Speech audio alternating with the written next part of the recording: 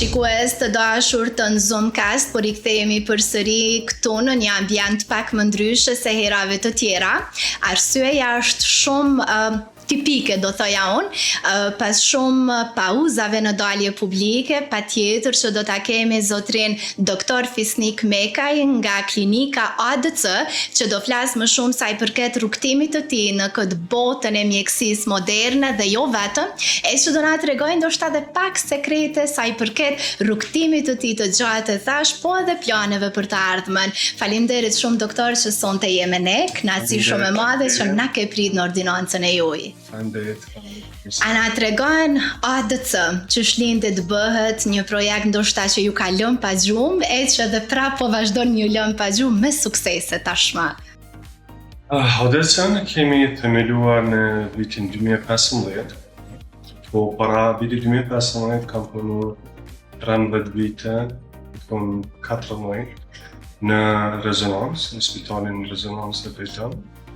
Kështu që mas asaj kohë, aty kemi qenë edhe në klinikë me 5-6 doktora, 5 karitas hematologjike, dhe atyja kemi fillu edhe me teknologji ma trend, që në vitin 2012, kemi marrë këto SAT-kamera, 3D, reading, CT e kokës për herë parë në Kosovë, të nofullave, dhe pastaj kemi vazhdu në 2015 me Advanced Dental Center, ose Advanced Medical Center, në ashtu në Bejton.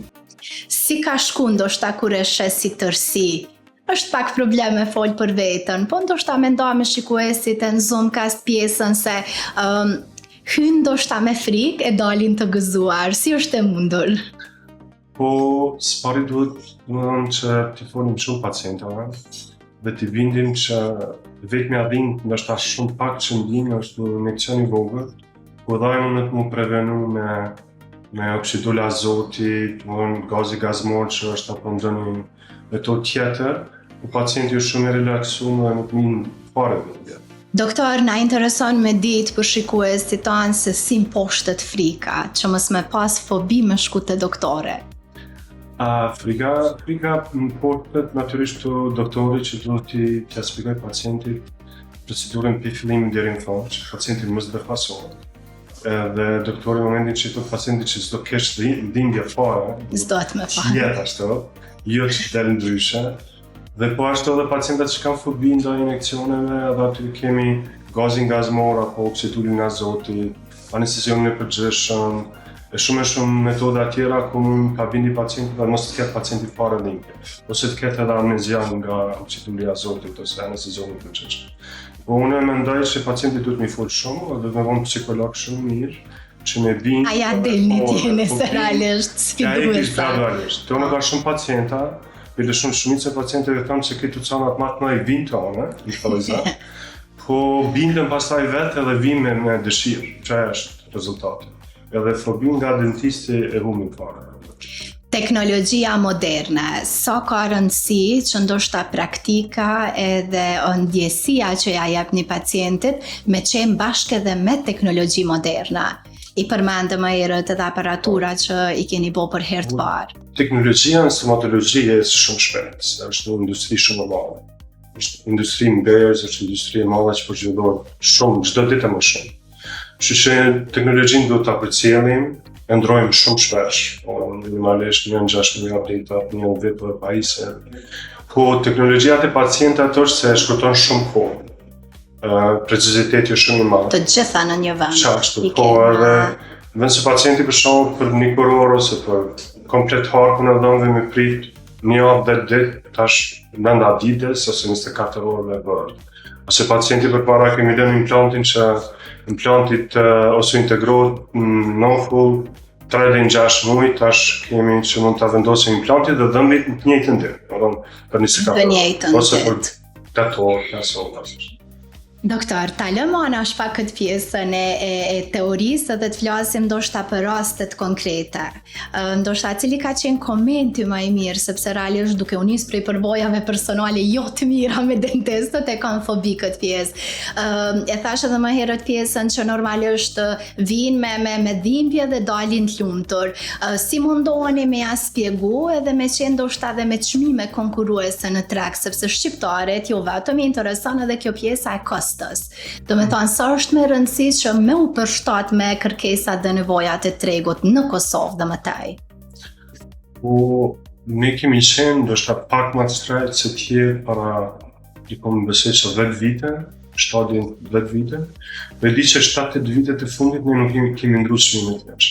Pa më parasysh krejt materialet që në rritë, teknologjia më vonë më shtrejtësu, më shtrenjtë, teknologjia është më shtrejtë, jeta përgjithshme dhe gjithë njerëzve është shtrejtu, domethënë për Ministri i Ushqimit të natë. Disa pacientat zakonisht na zgjedhin për shkak të shërbimit, ndërsa tash nuk kemi shtrejtë. Ndoshta jemi domethënë si të tjerët ose ndoshta edhe më ujt nuk e dim pikën për cilë çmimit të kohët fundit. Mirë po isha komentet e pacientave që nuk kemi më të shtrejtë që kemi qenë para shumë viteve. Po ne importojmë implantet nga Amerika që dikon 14-15 vjet, direkt, që është numër 1 në Amerikë, që është shumë kosto. Importojmë pjesë tjera ose materiale tjera nga Gjermania, që jemi pak kemi qenë pak më shtrejtë se importojmë vetë dhe nuk e ndrojmë kvalitetin. Disa pacientat dalën përgjithësi shumë të kënaqur. Edhe nuk e dija, është ndarë dikush i pak kënaqur se nuk e kam dëgjuar. E kishim ditë, nëse është ndarë lajmi kaq të ne shpërndahet. Ai që punon me të me gabu, mirë po e di që kemi gabime shumë të vogla dhe të përmirësueshme. Ndërsa pacientat dalën shumë të kënaqur, bile ka qenë një vajzë po në fund, shumë vajzë e re, në moshën 18 vjeçare. Edhe dhëmt i ka pas atipik, domethënë janë shumë të vegjël që përngjajnë dhëmt qumshtit. Edhe ka shku në disa klinika, nuk e di ku ka shku, dhe ka thonë që duhet t'i nxjerrësh këtë gjithë dhëmbët. Dhe ka pas mungesë disa dhëmbe, domethënë ana doncian prej lindjes, dhe kur ka ardhur në mamografinë edhe kam parë që dhëmbët janë të përhershëm vetëm që janë atipik. Domethënë rënjet janë gjata, janë tavan dhëmbët të përhershëm. Edhe kemi ndresh estetike me venir, edhe vajza i ka ndru jetë. Aja s'ka full, s'ka kesh, full. Doktor, më pash këtu edhe në pjesën e gotës që është kujdesi avancuar për buzëqeshjen tuaj. Njëra prej shërbimeve që e di që kërkohet jashtëzakonisht shumë janë edhe implantet, po edhe kjo që e përmendë veneers. Ku dallojnë edhe kur na e dinë që kemi nevojë për implanta? Po implantet zakonisht zavancojnë, janë vitet të njëmi që zavancojnë mungesën e një dhombit deri në mungesën e gjithë moftës. Në momentin që pacienti domethënë ka gjithë dhëmbët e vet, shëndosh, dhe i mungon një dhëmb, domethënë me këtë që ka unë, atëherë është mirë me zavancuar një implant se pacienti nuk ka ura, dhe urat duhet të sakrifikojsh 2 dhëmbë preparohen që të vendosen 3. Higjiena është më e vështirë, pastërtia është më e vështirë te urat, ndërsa te implanti është vetëm një dhe pastërtia është më e mirë. Si mirë mbahen? Se na jemi mësu zakonisht me thoni kom realizu, po nuk ja lojmë asnjëherë fajin vetës që si mirë mbajmë si duhet. Sa ka rëndësi kjo? Mirëmbajtja ka shumë rëndësi, si të dhëmbët ashtu edhe të implantit. Po posaçërisht të implantet duhet të jetë shumë në nivel. Zakonisht pastruhet njëjtë, si të dhëmbë, me brush, me pej dhëmbë, me brusha intradentale, pastaj nëse ka shumë implante, atëherë është edhe waterpick apo është aparat me shtypje të ujit, ku edhe ajo ndihmon shumë. Po këto instruksione jap zakonisht doktori kur momentin që ja vendos implantin dhe kurorën. Një prej shërbimeve që i ofron ADC pra është edhe kjo, po shërbime të tjera, cilat janë ato cilat kërkohen më shumë edhe që mundoni me i plotësu ato kërkesat pacientëve? Ne japim gjitha shërbimet në stomatologji, si kirurgjike, si preventive, gjitha ortopedi e tjera, si dhe pediatri apo stomatologji klinive. Ne kemi gjitha fushat.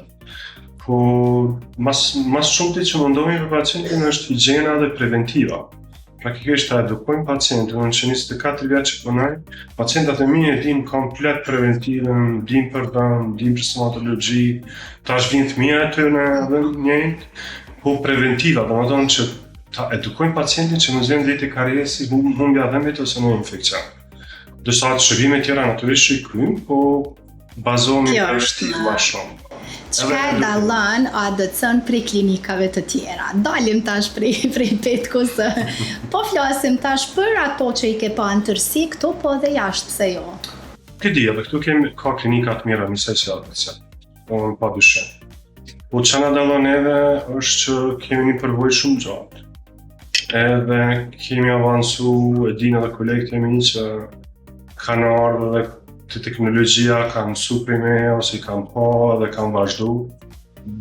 Bile disa kolegë thojnë që tja ki fillu i parë dhe na të kena ndjek, në si shembull.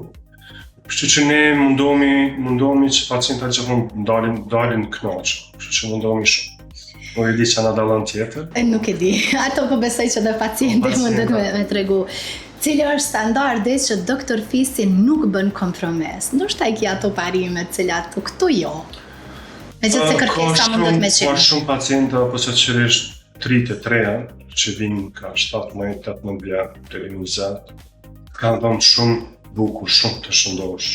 Edhe nuk kanë fare nevojë me qitë vinir apo në estetik tjetër, edhe unë i refuzoj, sinqerisht. Edhe i refuzoj për i bindi që nuk është nevojshme. Që është pyetje e ngjyra, ka shumë zbargus, ka metoda të ndryshme, që ngjyra në ndran e ruan dallin të. Mirë po, është bo si trend pak i keq, do në që vallai ky i boni venir, po shkojnë faseta praktikisht, po i baj, ose diamond venir, ose kjo është keq interpretim edhe keq edukim. Që që jo, nuk ka kompromis, do ndomi në shnosh, nuk ki nevojë me preparu dhe me qitvim. Është paka shumë sekreti i punës suaj që ndoshta edhe pse nuk mungojnë financat në atë drejtim, po vendos me i thonë jo. Se për shembull tash edhe zbardhimet bëhen shumë shpesh. A e dëmtojnë dhëmbën zbardhime? Zbardhimi që se bëhet shpesh po duhet më ditë kur bëhet. Natyrisht zbardhus, domethënë janë që 45 vite, 50 vite në trajnë. Ka fjallën për Gjermania e ka ndaj. Mirë për logjika është që zbardhja bëhet një herë, po duhet bëhet mirëmbajtja, maintenance. Dërsa mirëmbajtja bëhet me gel, me sete tjera, po jo disa ardush nuk po mi zbardhan në lasar ose dëshka. Nuk atë hajt për shkojnë. Ato janë instrukcione që mund është mi lexu dhe në internet, ChatGPT, lesi më doktori që duhet mi tregu. Mirë po, qa të do me thonë, ka shumë metoda, po financat nuk i këshyën fare. Financat ju dhe. Nuk që se ti bazohesh në sakrifiku pacientin për financat e shumë gale, atë nuk ka morala se ti. Pas 24 vitësh që vetëm me i numru është goxha shumë muaj punë. E po besoj që edhe na të pagjum pa tjetër të mësue, të mundu me studiu këtë pjesë. Çka ju motivon me u zgjuar mëngjes edhe me nis punën si ditën e parë? A e doni këtë që e bëni? Po, dojmë shumë të që e bëjmë. Edhe këtë motivi është e pacienti. Pacienti knaqet edhe ta vjen shumë për nderë që e këndru pësqeqin, jetën, psikologjin, do të më qajtë knaqet pas shumë. Planet? Puna në ekip, zhvillimi, shumë tjera. Planet për 2027 tutje. Po besoj që vi që kena aty në kalendarin e ngjarjeve ndonjë gjë më madhore. Ku do jetë ADC-ja më tutje? S'mojnë që të sekretin që tash se kena Okej, pas ka projekte do me thonë. Po është një projekt i madh, ato që shumë shpejt do dalim, besoj që në fund të muajit do dalim me announcement, do të me fjalim. Do t'jetë patjetër me tjetër.